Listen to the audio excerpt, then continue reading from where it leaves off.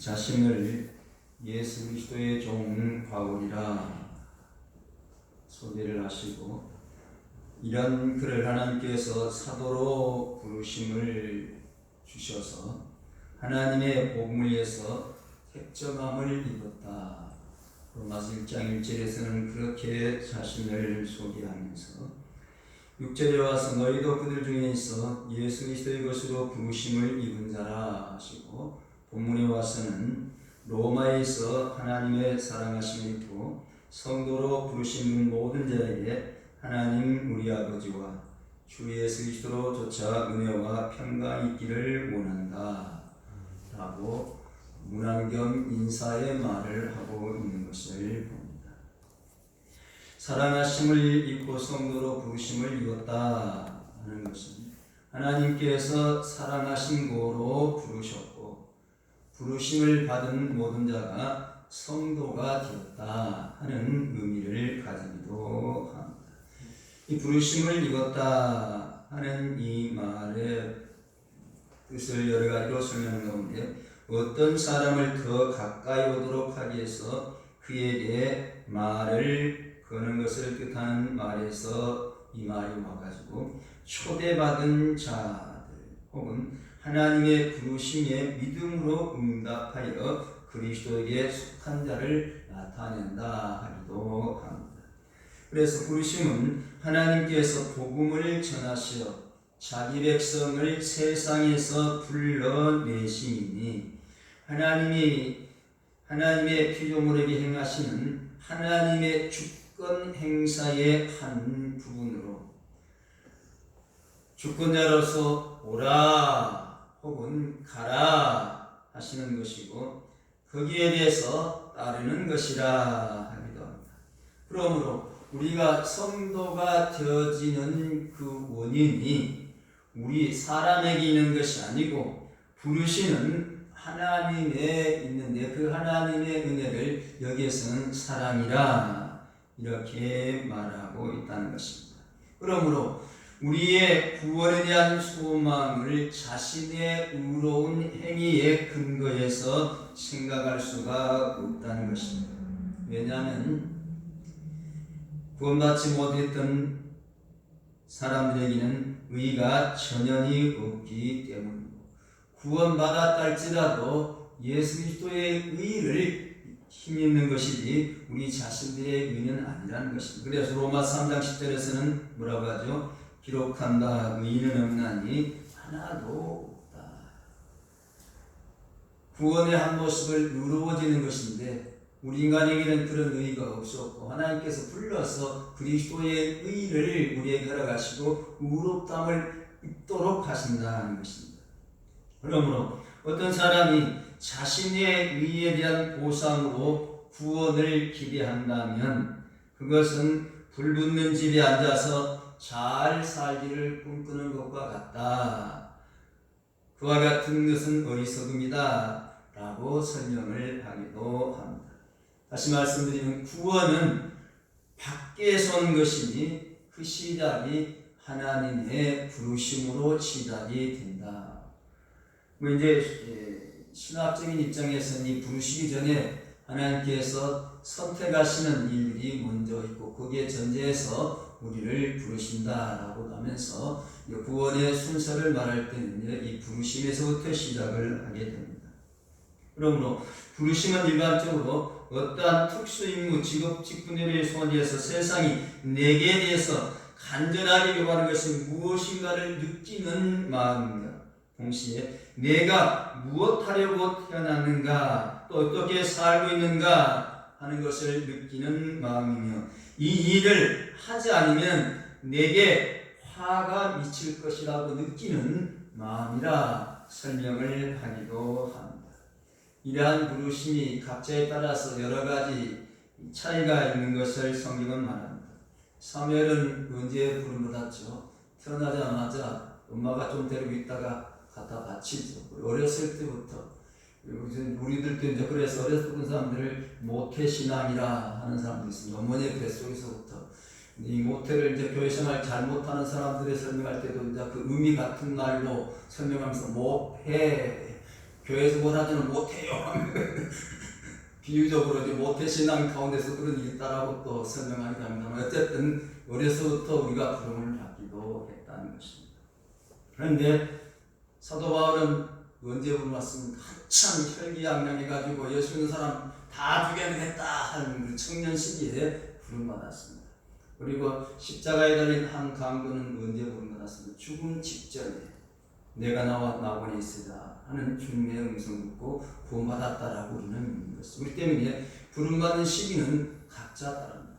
포도원의 품꾼에 대한 비유 속에도 그렇게 말하죠. 이른 아침, 그래서 유대적인 시간과 우리 시간은 6시간 차이가 나죠. 그래서 6시, 그리고 제3시 9시, 제6시 12시, 제9시 15시, 제11시는 17시, 그러니까 일과가 끝날 직전에 부름받는, 그래서 여러 가지 차이가 있을 수 있다라고 하는 것을 말씀합니다.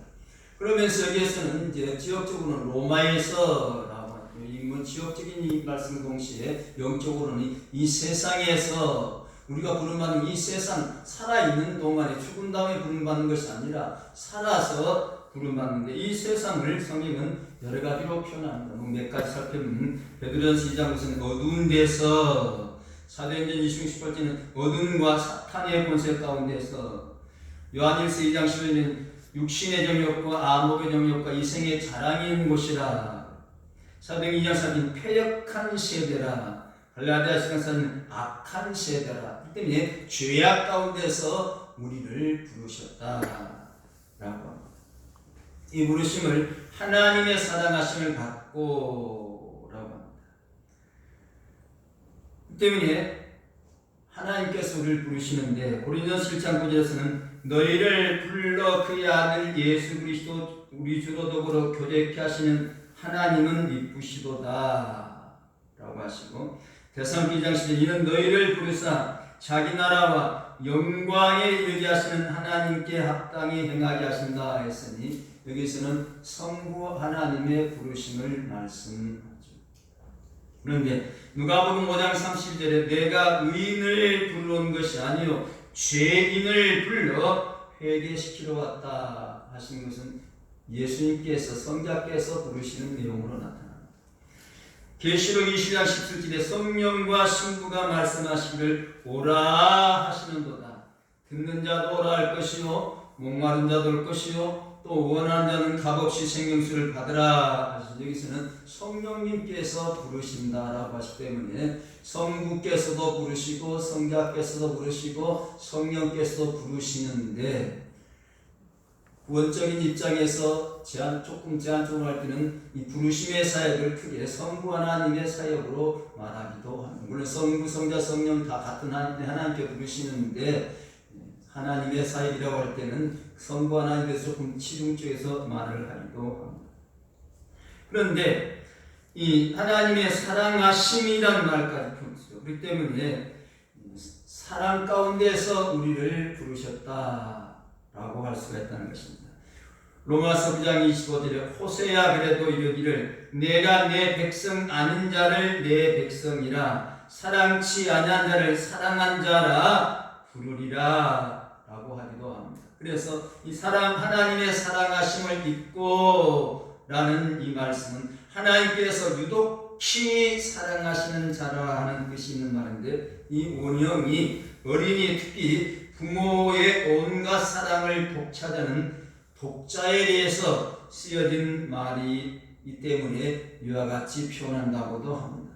이러한 하나님의 사랑이 우리를 부르시는 일은 여러 가지 형태로 나타나죠. 그래서 사물을 통해 실물적인 부름을 말하기도 합니다. 그래서 자연에 하나님을 알만한 것을 새겨놨다는 것입니다.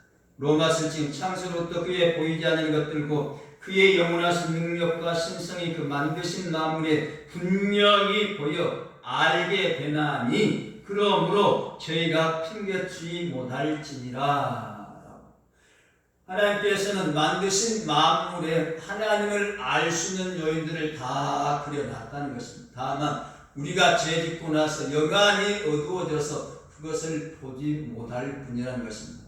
그렇기 때문에 안 믿는 사람들이 하나님 가서 언제 하나님 나보고 예수 믿으라고 했습니까? 하나님 믿어서 한다고 했습니까? 하나님을 알도록 했습니까? 따질 수가 없다는 것이죠. 하나님은 다 알게 자연 마무리를 통해 다 나타내 주셨는데 영안이 어두워져서 보지 못할 뿐이기 때문에 우리가 핑계할 수가 없다라고 한다는 것입니다. 그런가 하면 우리의 삶 속에도 나타나서 사도행전 17장 20절에 인류의 모든 족속을 한 혈통으로 만드사 온 땅에 가게 하시고 저희의 연대를 정하시며 거기에 경계를 하셨으면 사람으로 하나님을 혹 더듬어 찾아 발견케 하여 하심이로되 그는 우리 각 사람에서 멀리 떠나 계시지 않다. 우리의 삶 가운데 역사 가운데서도 하나님을 알 수 있는 여인들이 많이 있다라고 하는 것입니다. 그래서 세상이라는 모든 일 가운데서도 봐라 하나님이 계셔서 이와 같이 하셨다 하는 것을 알도록 하시는데 우리가 그것을 미처 못한다는 것입니다. 그런 것을 보고서 안 되겠다 믿어야 되겠다 하고 어떤 사람은 돌아오는 경우도 있을 수 있겠죠. 그때 성령께서 역사하시는 것 같은 일이 나는 거죠. 그런가 하면 양심에도 이와 같은 요인이 있다는 것입니다. 로마서 2장 10절 율법 없는 이방인이 본성으로 율법의 일을 행할 때 이 사람 율법이 없어 자기가 자기의 율법이 된 이런 일은 그 양심이 증거가 되어 그 생각들이 서로 혹은 송사하며 혹은 변명하여 그 마음에 생긴 율법의 행위로 나타나느니라 라고 하는데 이것을 또 잘못 오해해서 양심에 의해서 구원해 줄 수 있다라고까지 주장하는 일인데 우리는 그렇게는 안 된다라는 입장입니다. 어쨌든 우리의 양심도 하나님을 알 수가 있었는데 범죄한 인생의 양심은 어떤 양심이 됐으면 화인맞은 양심이 돼가지고 깨달을 수가 없죠. 성령께서 역사해 주시고 거듭나게 해 주셔야 되는 것입니다. 어쨌든 하나님께서는 이처럼 세상 만물에도 하나님을 알고 하나님의 부르심을 알도록 해놨지만 그렇게 해서 부르시지만 세상 사람들은 그걸 모른다는 것입니다. 그래서 말씀을 통해서 우리를 이제 부르시는 거죠. 복음을 통해서 부르시는데 데살로니가 후서 이를 위해 우리 복음으로 너희를 부르사 우리 주 예수 그리스도의 영광을 얻게 하려 하십니다. 하나님께서 자연 마음으로 써놨으면 내 할 일 다 했다 라고 손떼고 계신 것이 아니라 이것을 알지 못하고 죽을 수 앞에 있는 인생들을 선택하신 그 백성들을 구원하기 위해서 특별히 말씀을 주시고 그 말씀을 통해서 우리를 부르시는 이걸 다 특별 계시한 부르심이다 그렇게 말하겠다 하죠. 그래서 이 부르심도 외적인 면과 내적인 면으로 나누어진다 하는 것입니다. 그래서 마태복음 20장 3절에 보면 초청받은 사람들과 택함받은 사람이 나눠지죠. 그래서 마지막에는 청함받은 사람은 많은데 택함받은 사람은 없다. 오라고 불렀는데도 그 부르심에 응답하지 않는 사람들.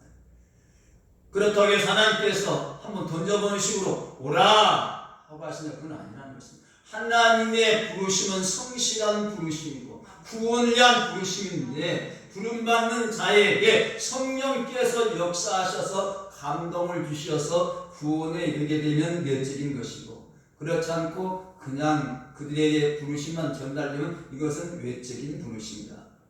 우리가 가서 전도할 때에 하나님 말씀 열심히 전하는데 가서 당신 믿을 테니 믿고 말라 마셔 그런 신용을 하는 건 아니죠. 간절한 신용으로 같이 믿고 구원받고 천국 갈지라도 그때에 성령님께서 함께 역사하시고 그 사람이 택한 사람이라면 부르심이 응답하지만 그렇지 못하면 안 된다는 것이죠. 그렇기 때문에 그렇게 복음이 전달되는 거 그치고 말 때는 외적인 부르심이라는 표현을 쓴다는 것입니다. 그러나 그때에 성령이 함께 하셔서 깨닫고 돌아오는 것을 갖다가 내적인 부르심입니다. 데살로니가서 2장 10절 주의 사랑이면 우리가 항상 너희를 마땅히 하나님께 감사하는 하나님 처음부터 너희를 택하사 성령에 거룩하게 하심과 진리를 믿음으로 구원을 얻게 하십니다. 선택된 백성은 반드시 구원에 응답하도록 되어 있다는 것입니다. 그럼 이거 어떻게 하느냐 할 때에 작정된 자는 다 믿더라. 우리 하나님 작정인 선택과 위가 있는데 작정된 선택된 사람은 반드시 믿더라는 것입니다. 그렇기 때문에 우리가 할 일은 어떤 사람들이 선택되었고 어떤 사람들이 버림받았는지 알지 못하기 때문에 우리가 할 일은 가서 복음을 전하는 것이고, 우리가 복음을 전할 때에 선택된 사람은 믿도록 되어 있다라고 하는 것입니다. 그렇기 때문에 전도는 항상 해야 된다. 알면 가서 저 사람 선택된 알면 당신 선택된 사람 갑시다 하고 억지라도 끌고 올 수 있으면 그럴 수 없다는 거죠. 특히 우리는 복음 전도의 사명이 우리에게 항상 있으니 항상 가서 전해야 한다는 것입니다. 그렇게 해서 어떻게 되냐면 성도로 부르심을 이뤘다. 이 성도라는 말은 거룩한 자라는 거죠. 거룩한 자로 부르심을 받았다. 그래서 성도가 된 사람은 부르심에 의해서 성도가 되지만 또 성도가 된 다음에 주어지는 사명도 있죠. 그냥 단순히 우리를 구원하신 것으로 그치는 것이 아니라 봉사도 하도록 하신다는 것입니다. 그래서 부르신 결과에 따라 보면은 하나님께서 복 주시는 경우도 있죠. 아브라함 같은 경우죠. 그런가 하면은 안식을 주기 위해서 부르시기도 하죠. 수고고 문진들아 다 내게로 오라. 내가 너희를 식경했다 하시면 또 상급을 부르심의 상급을 위해서 사도바울은 쫓아간다 라고 하는데 상급을 바라보면서 우리를 주식의 주를 부르신 경우에 그런가 하면은 창세기 22장에 보면은 아브라함을 시험하기 위해서 독자 이삭을 내게 바쳐라. 우리의 믿음이 어쩐가 시험 다시고 여러 가지 형태의 부르심이 다양하게 나타나죠. 그런데 우리가 여기서 말하는 중요한 부르심은 구원의 부르심과 봉사를 위한 직무적인 부르심이죠. 그래서 구원론적인 입장에서는 그리스도에 의해서 준비된 구원을 믿음으로 받으라고 사람들을 오라 하시는 하나님의 은혜로운 행위로 복음을 들려주시면서 와서 죄 용서함 받고 구원을 얻으라 하는 뜻과, 그렇게 된 사람들이 이제부터는 하나님의 일꾼이 되어서 하나님의 종이 되어서 하나님의 친구가 되어서 하나님의 종이 되어서 주어진 사명을 감당하도록 한다 하는 것입니다. 그래서 죄의 종로는 자가 하나님의 종로라는 것이 구원인데 이를 위해서 복음을 주신다라고 하기도 합니다. 죄의 종로라는 것은 사망이 이르는 것인데 이러한 사망에서 벗어나서 구원에 이르러 간다면 빨리 와서 하나님의 종이 되어서 하나님의 일꾼이 되라고 부르셨다는 것입니다. 그래서 오라고 부르시는 부르심은 구원하기 위한 부르심과 동시에 소유주가 바뀌는 것이니 처음부터 모든 것을 포기하고 따라가야 하는 것인데 6절에서 그리스도의 것이 되었다라고 하는 것은 주인을 그리스도 내 주인은 그리스도라는 사명감을 가지라는 것입니다. 그래서 아까도 말씀드린 것처럼 1차적으로는 구원을 위해서 부르신다는 것입니다. 디모데후서 1장 하나님을 구원하사 거룩하신 부르심으로 부르심은 우리의 행위대로 하시면요 오직 자뜻과 영원한 점부터 그리스도 예상에서 우리에게 주신 은혜대로 하셨다. 그래서 베드로전서 2장 1절에 그러나 이는 택하신 족속이요 왕같은 세상이요 거룩한 나라요 그의 소유된 백성이 이는 너희를 어두운 데서 불러내어 그의 귀한 빛에 들어가시니 아름다운 덕을 선포하게 하신다. 죄악에서 어두운 데서 우리를 부르신다라고 하죠. 그래서 이사야 1장 18절 여호와 께서 말씀하시되 오라 우리가 서로 변론하자. 너희의 죄가 조롱 될지라도 눈같이 해줄 것이요 진홍같이 붉을지라도 양털같이 되겠다. 다시 말씀 용서해 주시겠다. 죄를 사해 주시겠다는 것입니다. 대성서 2장 4장 9절 하나님의 우리를 부르시면 부정하게 하시면요 거룩하게 하심이니 죄악된 백성을 거룩한 백성으로 구원하시기 위해서 부르셨다라고 하는 것입니다. 이사야 40장에 내가 너를 구속하였고 내가 너를 지명하여 불러나니 너는 내 것이라 하신 같이 그리스도의 것으로 하나님의 것으로 우리를 부르십니다. 그렇게 된 것은 구원이 반드시 전제되어야 하는 것이죠. 그래서 로마서 8장 3절 또 미리 정하신 그들을 또한 부르시고 부르신 그들을 또한 의롭게 하시고 의롭게 하신 그들을 또한 영화롭게 하셨다. 그래서 종국적으로는 구원하셔서 영화롭게 하시겠다라고 하는데 이 구절이 구원 성경의 가장 중심 핵심되는 구절이에요. 미리 정하신 그들을 작정하신 선택하신 그들을 먼저는 부르시고, 그래서 구원서장의 9가지 당 가운데 이 3가지 부르시고, 그 다음에 가운데 있는 의롭다시고 칭의, 그리고 영어로 표시는 영화, 이 3가지 말이 다 포함된 말씀이 구원에 대한 얘기를 할 때 이것들을 많이 들어서 설명을 하기도 하죠. 그래서 이렇게 부르신 다음에 다시 우리에게 일을 맡기시고, 일을 맡기실 때 가면, 그래서 우리가 1차적으로는 구원받아 교회에 열심히 출석하지만 그 중에서 목사로 부름받기도 하고, 장로로 부름받기도 하고, 요즘 식으로 말하면 집사로 부름받기도 하고, 권사로 부름받기도 하고, 주일학교 선생님으로 혹은 봉사자로 찬양자로 여러 가지 형태로 다시 부름받아서 쓰임받게 되는 것이죠. 그래서 이 부르심을 소명이라 하기도 하고, 이 소명이 다른 말은 사명이라 하기도 하죠. 그래서 사명적 의미의 소명은 헌신과 똑같은 의미과 동시에 예수 그리스도를 주로 영접한 순간부터 사명, 곧 헌신을 분명히 확인하도록 하신다는 것입니다.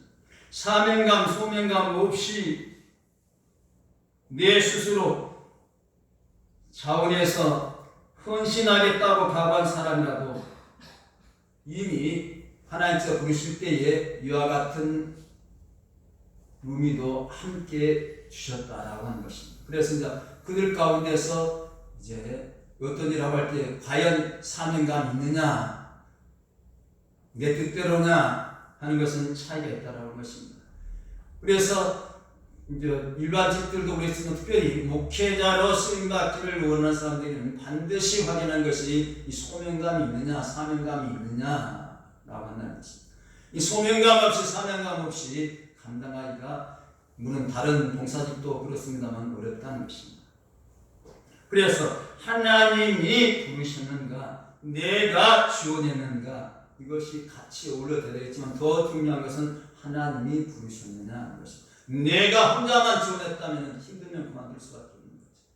그러나 하나님이 부르셨다라고 하는 걸 알 때는 그 고난이 있다 할지라도, 어려움이 있다 할지라도, 환난이 있다 할지라도, 괴로움이 있다 할지라도 견뎌낼 수가 있다는 것입니다. 그래서 모든 사람들이 부르심을 입었지만 하나님께서 나를 불러주셨구나 하면서 부르심을 입게 됐다고 깨닫고 응답해서 하나님께서 기뻐하시는 사명자로서의 삶을 사는 사람도 있고, 하나님께서 불러주셨지만 불러서는 감사의 자세 없이 자기 뜻대로 하는 경우도 있을 수 있다 하는 것입니다. 이를 설명하는 한 예가 그렇습니다. 전쟁에 참관한 군인이 자기의 기술을 활용해서 작은 도구들을 가지고 갔다고 합니다. 그는 하는 일이 시계를 수리하는 일이었는데 전쟁터에 있으면서도 틈틈이 돈을 벌 수 있겠다 하고서 생각한 대로 열심히 수리하는 일을 했다는 것이죠. 그런데 수리해야 할 시기가 많아져서 어떤 때는 내가 군인이라 하는 것조차 잊을 정도였다는 것입니다. 그러는 어느 날 전투에 말하는 명령을 받자 그는 말하기를, 내가 어떻게 갈 수 있습니까? 나에게 지금 수리할 시계가 10개나 남았습니다 라고 했다는 것이죠. 그의 본직이 뭐예요? 군인이에요, 군인. 근데 전쟁이 났는데 싸움터에 가지 않고 나는 지금 수리할 시계가 남았습니다 하는 거, 이것이 자기 의지대로 하는 것이라는 것입니다. 그렇기 때문에 우리는 하나님께서 나를 구원해 주신 것도 감사해 주지만 또다시 일꾼으로 써주심에 감사하면서 사명자로서의 삶을 살아야 한다는 것입니다. 이사야 6장8절에 내가 또 주의 목소리를 들은 적이 이르시되 내가 누구를 보내며 누가 우리를 위하여 갈고 그때에 내가 이르되 내가 여기 있나이다 나를 보내소서라고 합니다. 하나님께서를 부르실 때에 내가 가겠나이다 나를 보내소서 할 수 있는 사명자의 소명을 갖고 함께 할 수 있어야 하는 것입니다. 아멘. 그래서 성경은 이러한 봉사에 대해서 여러 가지 말을 품꾼이라 그러죠. 마태복음 20장 7절에 우리를 품꾼으로 쓰는 이가 없나이다 하기도 하죠. 종으로도 부르시죠. 고린도서 7장에 보면은 부르심을 받으면 그리스도의 종이니라 너희는 값으로 사신 것이니 사람들의 종이 되지 말라. 이런 부분들에 대해서는 특별히 이제 목회자적인 삶을 가진 사람들에게 이 말이 더 중요한 거죠. 우리가 이제 하나님의 종으로 부름받는 것인지 사람의 종으로 부름받는 것인지를 바로 알고 사명을 감당해야 한다 하기도 합니다. 그러니까 예수님께서 자기의 제자를 부르시는 내용도 있죠. 그래서 이제 요즘 이제 이 제자에 대해서 좀 감하게 중요한 사람들은 그리스도의 제자와 신자는 다르다 구분하려고 하는 사람들인데 아닙니다. 사실 신자이기 때문에 제자이고 제자이기 때문에 신자. 예수 믿지 않고 제자가 될 수 없고 제자 되지 않고 믿을 수 없는 거죠. 강조점을 어디에 두느냐에 따라서 표현을 그렇게 하는 것이지 성경이나 용어는 다 같은 뜻이. 종이란 말로 성경은 여러 가지 청직이다, 수종자다, 뭐 관리, 뭐 여러 가지 말로 표현되고 있습니다. 그러나 말은 다르지만 의미는 같다는 것입니다. 일꾼이요, 종이요, 일할 사람들이라는 것입니다. 그런가 하면 사도로 부르심 받았다 하기도 하죠. 어쨌든 하나님께서는 부르시고 사명 주시어서 감당하도록 하기 위해서 소명 곧 불렀다. 그래서 이 부르심을 좀 더 이제 멋지게 말하면 소명이라면 멋지고 사명하면 멋지고 부르심하면 아무것도 아닌데 부르심은 우리 한글이고 소명은 한문으로 표시하는 뿐이지 글자적인 차이뿐이지 내용이 다른 건 전 하나도 없다는 것입니다. 그런데 우리 한국 사람들은 옛날부터 한문을 좀 중시하고 한글을 좀 천대신 인연이 있어가지고 우리 식으로 말하면 우리말로 하면 조금 약하고 한문으로 말하면 좀 더 귀한 것으로 여기려는 귀한 분이고 또 안 쓰던 말을 하면은 좀 새롭게 받아들이는 일이 있어서 또 이제 어떤 말을 다른 말로 다른 사람이 안 썼던 다른 말로 표현을 하는 경향도 있습니다. 특별히 장애인들에 대해서 그랬어요. 그래서 요즘 장애인들에 대한 호칭도 많이 바꿔졌어요. 우리 자랄 때는 그 나병 환자들 그냥 문둥병 그랬어요, 사실. 근데 지금 그들에 이제 또 이제 문둥병이 너무 알려져가지고 이제 또 의관이 안 되니까 나병 그렇게 했다. 나병도 안 된다. 요즘 한센시병 모르는 사람 잘 몰라요. 그냥 좀 그래서 조금 다른 말로 자꾸 바꿔가면서 말들을 쓰는 건데 성경에 나온 용어도 이와 같은 일들도 많이 있는 것을 볼 수가 있습니다. 이렇게 해서 어떻게 한다고 하십니까? 이제 사도가 이제 문안경 복을 빈다라고도 하고 문안이라고 하는데 은혜와 평강이 있기를 원한다. 그렇게 말씀하죠. 왜 그런 이렇게 하는가? 당시에는 여러 가지 어려움이 많기 때문에 은혜가 아니고서는 평강이 아니고서는 안 되기 때문에 이와 같은 문안하고 복을 빌었다라는 것입니다. 은혜는 모든 그리스도의 존재에 기반되는 하나님의 선행적인 행위고 평안은 하나님의 보내긴 결과 다시 말해서 인간의 허락된 전적으로 행복한 상태라 이렇게 설명을 하기도 합니다. 부족에서 피곤하고 지친 사람들이 살아가는 데 필요한 하나님의 은혜와 평강은 절대로 고갈되지 않는다 하기도 합니다. 스펄전 목사님 어느 날 고된 일과를 마치고 집에 돌아왔어요. 너무 피곤해 지쳐서 의자에 앉아서 하나님의 은혜와 평강을 묵상하는 가운데 조금씩 자신의 모습을 보기 시작했다. 먼저 자신을 템스강 속에 있는 물고기와 같다 생각하는 가운데 강 속에 살고 있는 고기가 강물을 조금씩 마시다 보면 다 말라버리겠다 생각하고 걱정이 되었다는 것입니다. 그때에 템스강보다 더 크신 하나님께서 마셔라 작은 고기야 마음껏 마셔라 나의 강물은 너가 마시기에 부족함이 없다 라는 음성으로 말씀해 주셨다는 것입니다. 다음에 또 자신의 애굽의 거대한 곡창이 작은 생기라 생각이 드는데 생기가 곡식 창고에 곡식을 조금씩 먹다가 곡식이 다 떨어지면은 굶어 죽으면 어떻게 될까 걱정할 때에 요셉이 용기를 내라 작은 생기야 나의 곡창은 너가 먹기에 충분하다 하는 소리를 들었다 하는 일화가 전해집니다. 무엇을 말합니까? 하나님 주시는 은혜와 평강은 한이 없다는 것입니다. 우리들 생각대로 하나님을 너무 제한할 때가 많다는 것입니다. 그래서 어떤 분은 하나님을 제한하지 말라. 하나님을 내 생각의 틀에다 갖춰놓고 이러면 어떨까 하는데, 우리 하나님 천지 만물을 지으신 창조주 하나님, 부족함이 없이 풍성하신 하나님이 그 걱정할 것 없다는 것입니다. 그래서 은혜는 하나님께서 인간에게 그리스도 안에서 대가 없이 주는 것으로 환산할 수 있는 선물을 은혜라 한다 합니다. 그래서 은혜는 초대교회 당시 이방인들이 있어서도 널리 사용되는 인사말이기도 했지만, 사도 바울은 이 말을 사용해서 깊이 있는 신학적인 의미까지 주고 있다는 것입니다. 바울에게 있어서는 어떤 경우에도 받을 자격이 없는 사람들이 거저주시는 호의적인 행위라 하는 의미로 썼다는 것입니다. 우리는 아무것도 받을 수가 없는, 달라고 요청할 수 없는 자인데 하나님께서 거저주시는 호의요 선물을 은혜라 한다는 것입니다. 그래서 에베소 1장 1절에 그의 사랑자 안에서 우리에게 거저주시는 바 그의 은혜의 영광을 찬양하게 한다 하시면서, 우리가 그리스도 안에서 그의 은혜의 풍성을 그의 피로 말미암아 구속고 제사함을 받았다. 우리는 죽을 수밖에 없는데 예수님께서는 자신의 피를 십자가에 흘리심으로 우리를 속량하시고 하나님의 백성 삼으시는데, 이것이 거저주시는 은혜라는 것입니다. 그래서 구원은 아무런 공로 없이 그냥 하나님께서 주시는 선물입니다. 그런데 상급은 달라요.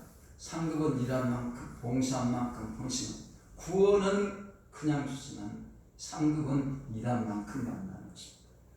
그래서 이 은혜를 복음이라 하고, 그 은혜가 죄인들에게 나타났다는 것입니다.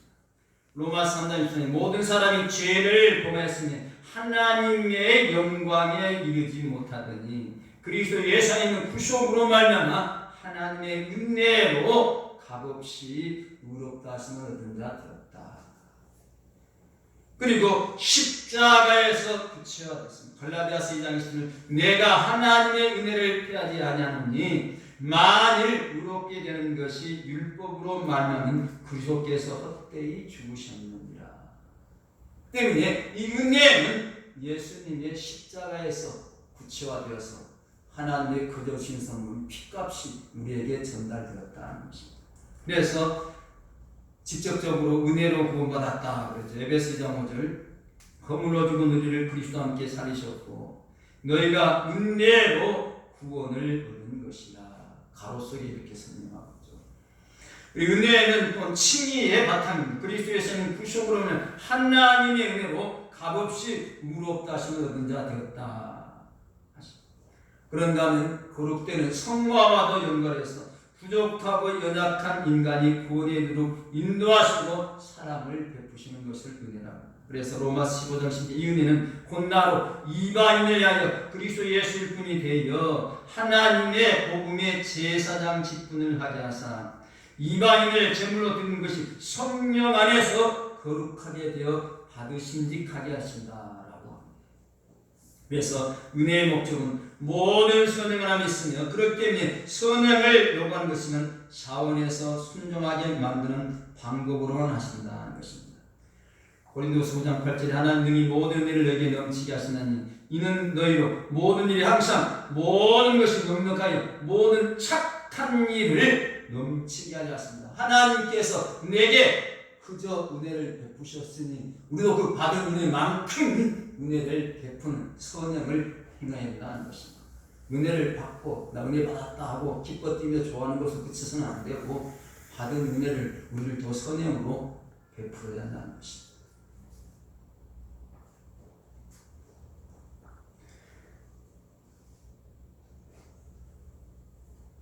세상에서 구약의 율법과 모든 사람이 양심의 문단 우리 스스로 구원 얻을 수 있다고 살 수 있다고 할 사람은 한 사람도 없다는 것입니다. 오직 하나님의 은혜로 말미암아 구원을 얻게 됐다는 것입니다. 아멘. 그래서 예수님이 이 땅에 오셔서 사람처럼 되시고 대신해서 죽으시는 무조건적인 조건 없는 하나님의 은혜라는 것입니다. 그래서 우리에게 은혜가 있으라고 한다는 것입니다. 그리고 은혜와 평강. 평강은 히브리 사람들의 인사인 샬롬에서 온 말로 분쟁과 싸움이 없다는 서구적인 의미보다는 모든 부정적인 요소를 없애고 하나님과 인간과도 완전한 조화되는 적극적인 복으로 말하는 풍요로운 영적인 상태를 나타낸다. 그래서 평강은 인간의 행위와 무관하게 값어진 구원의 은혜를 전제해서 주어지는 영적인 측면이 강조된다고도 합니다. 평강은 예수 그리스도의 구원의 은혜를 받은 자가 심판주이신 하나님과 간결없는 평화를 이루는 것이 평강이다 합니다. 따라서 그리스도를 통해서 구속의 은총을 베푸신 하나님의 은혜가 없이는 참 평강이 있을 수 없다는 것입니다. 그래서 항상 사도 바울은 은혜와 평강이 서신대의 초기에 보면 이와 같은 말들이 많이 나옵니다. 결국 그리스도의 복음박스의 평안은 단회적인 기쁨이나 일시적인 쾌락은 줄 수 있지만 그 끝은 흠할 수밖에 없다는 것입니다. 영원하게 쏜 참된 평강은 그리스도의 구속으로 말미암아 주어진 하나님의 은혜를 받은 자 안에서 온전히 이루어진다는 사실을 은혜와 평강을 교훈하며 나타나고 있다는 것입니다. 그래서 이 평강은 안전의 의미가 있고 무질서에 대한 반대하는 질서 있는 상태고 인간 간의 일치 또는 조화를 나타내기도 하고 하나님과의 평화까지 화평까지 포함한다 하는 것입니다. 그래서 평강은 영혼의 평안이고 구원의 복지고 영혼과 몸의 구원, 은혜의 결과는 하나님으로부터는 인간의 구원이 포함된 말이라 말하기도 한다 하는 것입니다. 그래서 우리 주님께서 부활하신 다음에 제자들에게 나타나서 맨 먼저 하신 말씀이 무엇입니까? 너희에게 평강이 있을지어다. 아멘. 지금도 우리에 도셔서 평강이 있을지어다 말씀해 주시고 성령님을 통해서 역사하신 줄로 믿습니다. 그래서 데살로니가서 3장 평강의 주께서 친히 때마다 일마다 너희에게 평강을 주시고 주께서 너희 모든 사람과 함께 하시기를 원한다고 했습니다. 부활하신 주님께서 성령님을 통해서 천지 만물을 지으시고 함께 하신 하나님께서 친히 때마다 일마다 평강으로 함께 하신 줄로 믿습니다. 아멘. 하나님께서는 우리를 사랑하시고 독생자의 피라는 엄청난 값을 지불하시고 구원을 완성했습니다.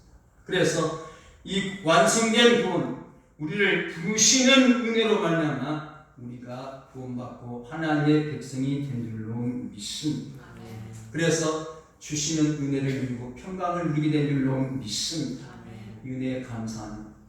몸된 교회를 위해서 하나님 나라 확장을 위해서 함께 쓰임 받은 사명 감당하는 모두가 되어야 할 줄로 믿습니다. 아멘. 하나님 감사합니다.